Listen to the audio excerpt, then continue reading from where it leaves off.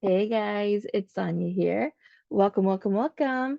Thank you so much for joining another episode of Fresh Approach. Fresh Approach Fitness, Fresh Approach Wellness. At the end of the day, it's a fresh approach. And I am your cheeky co-host. No, I'm kidding. I am your cheeky host, Sonia. Sonia Janice. I don't use my married name very often. I don't use my maiden name very often. That is Sonia Varden. At the end of the day, I'm Sonia, and pleased to meet you. Today and every day, I am here for you, helping you step into the world as the best version of you. Whether you do that through a mindset makeover course, whether you do that through any of the podcasts that you're listening to, books that you're reading, any of my workshops that I deliver in a workplace wellness facet, or even one on one through or some of our group coaching sessions, I am pleased to meet you. And if you're catching the YouTube video, I'm bouncing around here. I have not settled yet. I've not settled yet into my office. I've been sitting here working, but not settled, not grounded. You guys want to do this together? You want to get grounded with me? Ready? Deep breath in, shoulders back, down. Do it again.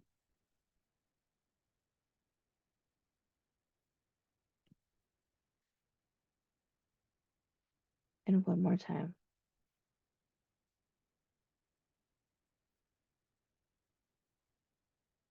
Open your eyes. And if you were driving, I hope you did not close your mind. Um, Guys, thank you so much for joining me today and every single day. Today's podcast show is all about how to be your own best friend. And I've discovered this throughout my journey over the summer. You know, my health and wellness journey only got better and better, and there's been so many levels of the onion. Think of an onion and think of the skin that you peel back off the onion. And there's been so many of those layers of that skin peeled back, my friends, as I learned how to be my own best friend. And even saying that is still so heavy. We're gonna break that down about what that looks like. But for those that are not familiar, I'm gonna bring you up to speed. I went to the hospital in May with May 2023 with a headache. I couldn't open my jaw very well, and my head just beamed of my pain in my jaw. And for those that are catching the YouTube, I still have a swollen side of my face where my hand is here, and it impacts um, my general movement. And you can see where it's different. And I keep on trying to play with it, but I notice it. So I was diagnosed with neuralgia, and I have neuralgia in two spots in my head now. Um, One goes behind my ear, and that's the trigeminal one, and it kind of goes to the back all the way to the front, and it affects one side of your face. So it does affect my left hand side of my face, and that's where I notice a difference. And all the way down a little bit. So then the and I can't say it, geminal one hits more the back of my head, starts at the nape of my neck, the back of my head, into the top, including my forehead. So one is primary one side, one is the whole back and front of my head. And it includes not even being able to sometimes brush out my hair or even put my head on the back of a pillow. So what does this mean? This means I came out of the hospital on a cane, so many medicines, and this means that my world abruptly stopped. This means that I had no choice, my friends, but to become my own best friend. When, as I got healthier and healthier, and walking became something I could do often without the intensity of the medicines and walking with the cane, um, I started taking the dogs for a walk quite regularly. That was part of it. Just getting up, going for a walk, seeing what was around me. That brought in new sights and sounds. Journaling and reflecting. So journaling is, writing your thoughts down on a journal, and reflecting is using any kind of probes or oracle cards, or maybe you're religious and you open up where the Bible is and a passage jumps out at you. Anything like that, anything that you're inspiring to write about. and you're looking for some detailed information on it, those are called reflections in my mind. And I did that every day, and I got dressed every day. And I told myself every day that today's going to be a great day. I read every day. I sat by the waterfall every day. I changed my diet. I moved my body more and more. I saw some friends. They came to the house. I was blessed. My family was there quite often. It was lovely. But more and more, I spent more and more time with myself, with my thoughts, with the person who was going through this, with the person who felt the weight and the heaviness and the impact in every area of my life because of this and how everything was changing. And then my story with work, those doors got closed, which is okay.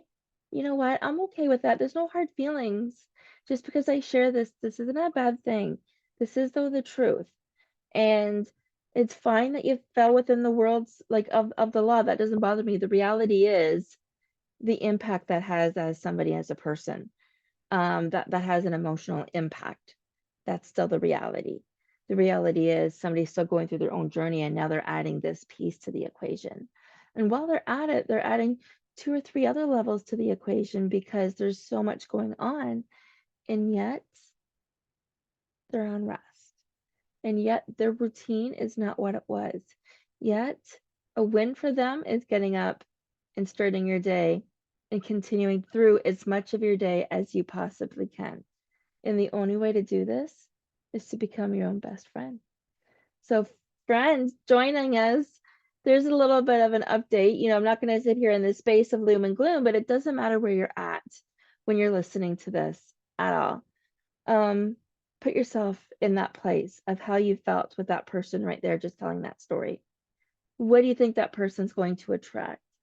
So when she shows up wearing a very cute little polka dot top with some ruffles here and a nice headband where her hair is flowing, and again, for those listening to the audio, you can't see how I'm playing with my hair, and I'm actually wearing a blue and white polka dot top right now with a pair of jeans, and it's wholesome and it's fun, and I did my makeup, and all of these things make me feel good, and I drank my water, and I have a candle going, and I took Hannah for a long walk, and I had a great conversation with somebody a few minutes ago.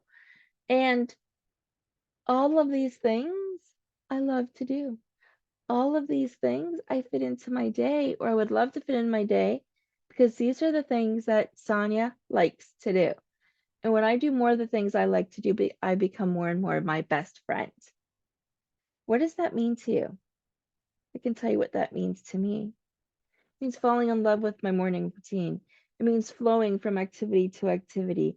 It means being patient, kind, calm, and understanding when every day doesn't work out the way you want it to. There is no right wrong here to take that judgment off your shoulders.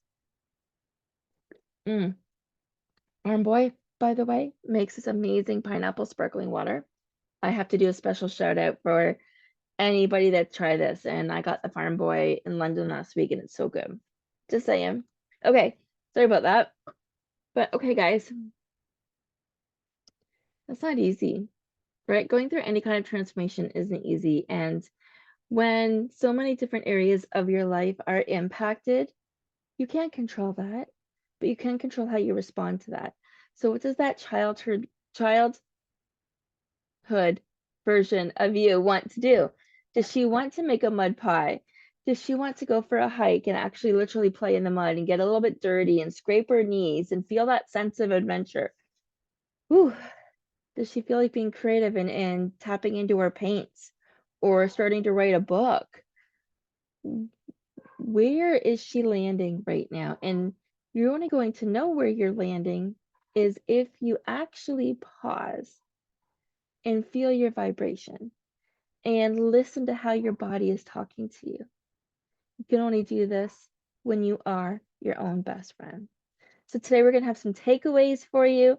We're going to have a few stories, a few more stories, and I can tell you, being my own best friend is kind of awesome. If it took me 50 years to get here, it's awesome. I don't care so much about what other people think. I know my besties will be there when I decide to come out of my little hermit hole. I know I am juggling my own things right now, but because I've become my own best friend, I'm enjoying the journey a lot more. That's the difference. Before, when I wasn't my own best friend, there was a lot of self-judging. There was a lot of heaviness. There was a lot of checkbox this, checkbox that, go through the motions. But now, one of the things life has taught me is how short and precious it is how healthy we think we are, but are we though? How much we really think we're working hard with our day-to-day life, with our businesses, with our reach outs, with our expansions. But are we though? Does the shadow version of us know the truth? When we are our old and best friends, we love and appreciate both the darkness and the light. We appreciate the darkness and the light. We see each other, we see one another, we see ourselves all as a whole. And that wholeness is acceptance. That wholeness is love.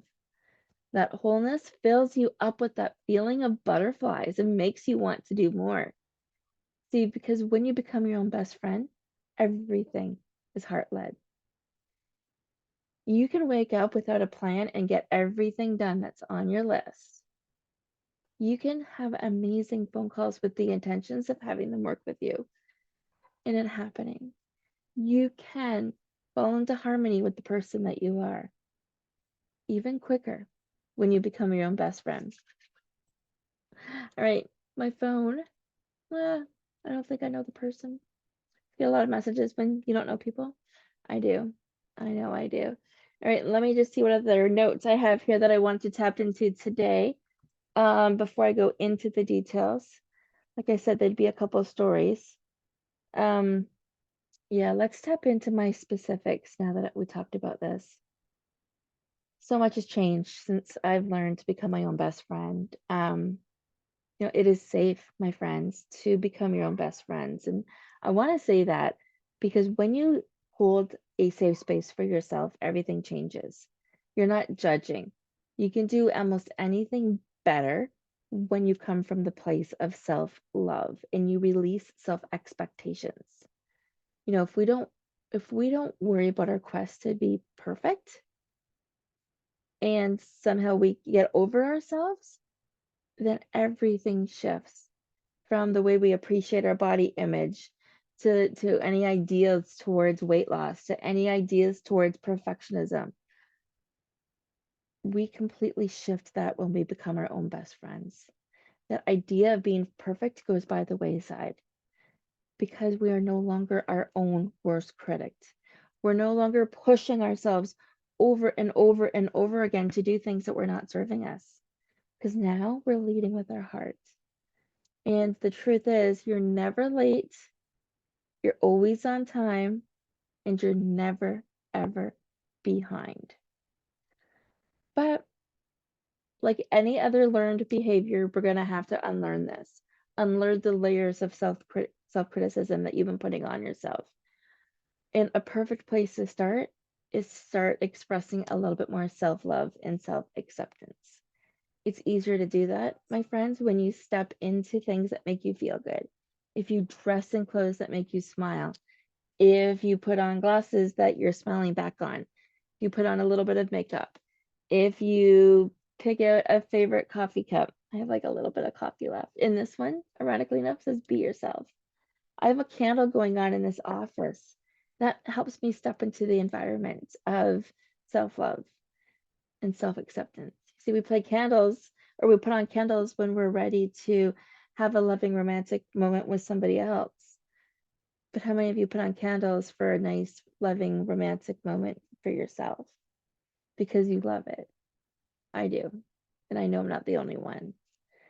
So if you're looking for some good advice with how to love yourself, you're going to love today's episode. A guide that teaches you to ask the right questions and let your heart approach you. Let your life approach you with positivity and openness instead of criticism. You ready? We're going to dive into these top tips And first of all, before we go too far, it's really important. It's really important to understand why you need to learn how to love yourself, why this is so important. Before we get into the how, we must cover the why. And self-love as a concept was introduced in the 19th century by psychologist William Sweetser. And he studied the impact of mental hygiene on your overall well-being. Since then, the idea of self-love has gained in importance through psychological research, especially found in the number of connections between it and mental health, particularly self-based self-esteem and other based self-esteem programs, initiatives, thought processes. So, one of the keys to leading a happy life and a way to decrease stress and prevent procrastination, according to Psychology Today, is the acceptance and self love. Okay. And I've put together 4 different aspects of self love just to help you wrap your head around it. Self awareness is the ability to be conscious of your own thought process. Self worth, how we think about ourselves. What value, what worth are you putting on yourself today? Just accept it. Do not judge it. Self esteem is knowing that we are valuable and as well as that we aren't defined by success or failure. Our success or our failure does not define us. We are valuable without that label. And self-care is the act of doing what's best for us. Oh, guys, I know firsthand how long it takes to love yourself. And I also know that if you don't love yourself, you will be given many lessons until you do love yourself. And your world will change. And you'll question. And you'll wonder why. And then you'll go back and think about how cute those coffee cups were and they motivated you and what happened. Where did you drop that? How did that become so not important along the way? And that's where going inwards makes a difference.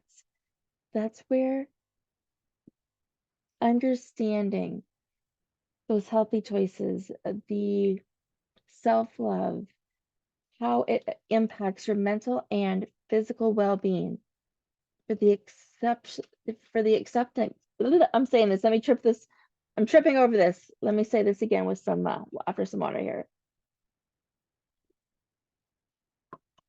By being aware of the factors, you can make smart, healthier choices that do not sacrifice your mental or your physical health.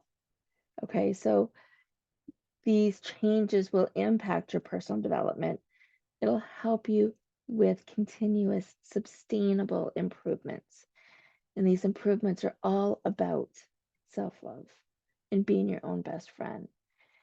And the best way to be your own best friend is to start by giving yourself some attention. Just as you would nurture a child or a friend, you must do the same for yourself. How many times have you looked in the mirror and said something mean about yourself?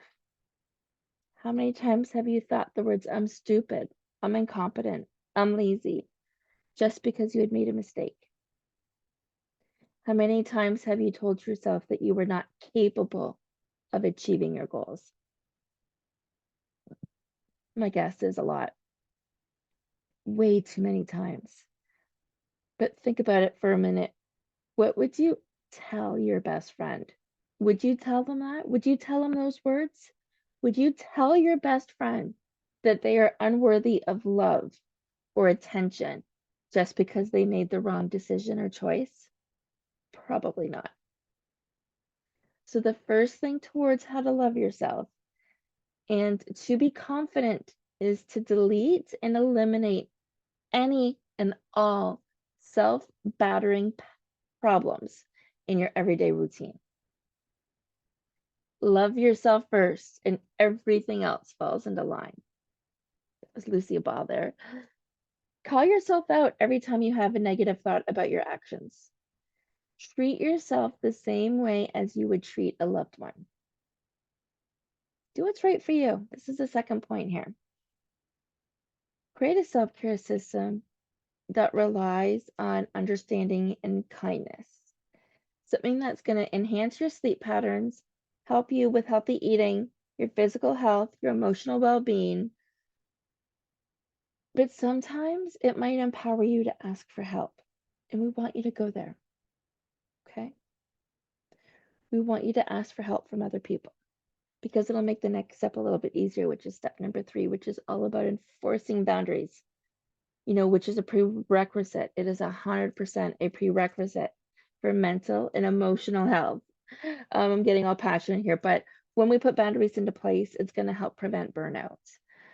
It's going to help develop autonomy, as well as protecting, your identity, and it's going to stop you from being put in a situation where you have to say no all the time. It's going to leave a little space to help everybody practice that pause. So, step 1, how do you treat yourself? Talk to yourself. Step 2 is doing what's right for you. Okay, how does your heart feel about it? Is it bringing you towards healthier, happier self-care benefits? Then why not? And then step number 3 is to set boundaries into place. Beauty is when you can appreciate yourself, when you love yourself, that's when you're the most beautiful. That was Zoe Kravitz. All right, guys, there's a couple more here. Accept your mistakes as learning opportunities. There's a difference between our past and our present selves. Learn how to focus your energy on self-forgiveness and becoming better. Acknowledge the patterns you're not proud of. Try to find the logic behind your actions. Recognize the things you learn through these experiences or that you have been taught through these experiences and believe that you will attempt to do better next time. And like maybe ask yourself this last question. Consider whether you're holding yourself up to impossible standards or not. Did you set yourself up to fail? Fear of what, my friends? If you don't love yourself, you can't love anybody else. And I think as a woman, we really forget that. We really do.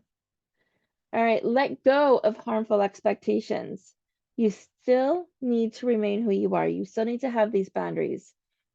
But there always will be something else that you need to do, something else that you need to change, some other area that you want to grow in, something else that you want to try. Those extra 10 pounds are always going to be lingering.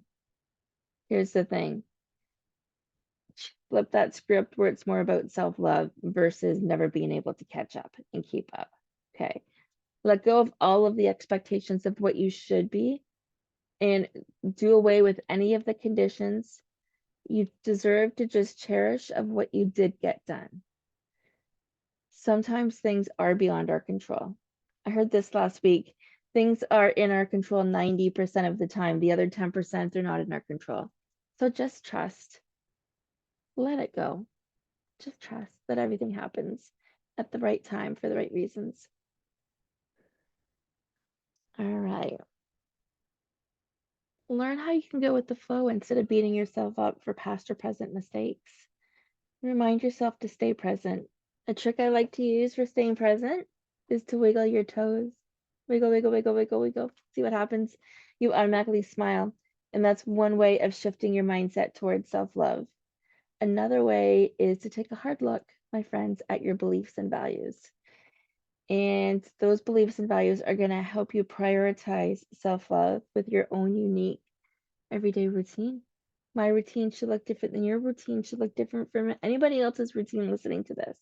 But it's okay to start with somebody that you respect, somebody that you love. And remember to start small. The ultimate goal is to build a better relationship with yourself. You cannot expect yourself to do that overnight. You got yourself in this position over years and years and years. And the journey here is going to help you. It's going to allow you to thrive. The more you practice this, though, that's where you're going to glow. That's where you're going to grow the most. You know, after all, self-love isn't just about being happy in your own skin. It's about opening up a space in every single aspect of your life. Space to recognize your worth and to reach your full potential without being limited by your internal or external pressures or any learned behavior. It's beautiful. I just love how much I've grown in this area in the last 6 months. This has been my biggest gift that I've been given, guys, and not everybody is this lucky. So I am here holding up my heart and my arm to help bring you down this journey of self-love and self-awareness and to understand why there's no greater feeling than being your own best friend. Not only do you make choices for yourself, but it's empowering. It makes you feel sexy. It makes you want to do things for yourself. And when you do things for yourself, you glow differently. You become a lot more dependent versus codependent. I know we touched in a lot of that today. If you have any questions about that, let me know. If you're curious about my mindset makeover course, let me know. It's an ongoing course, so you just start when you start. And you're gonna love it because it's completely amazing. And that's all I'm saying about that. I do promise you, though, it will cover meals, movement, mindset, and your relationship with money. Ooh, that's all I'm giving you. Okay, and if you have not done so already, we are still going forward with the Healthy Eating on a Budget workshop for September 30th at 12 o'clock Eastern Standard Time. So go ahead and join us for this particular course. You're going to love it. It's completely free. So if you're an employer catching this, I hope you understood how becoming somebody's own best friend makes a big difference, especially if they're working from home, first of all, in any stage of their life, really.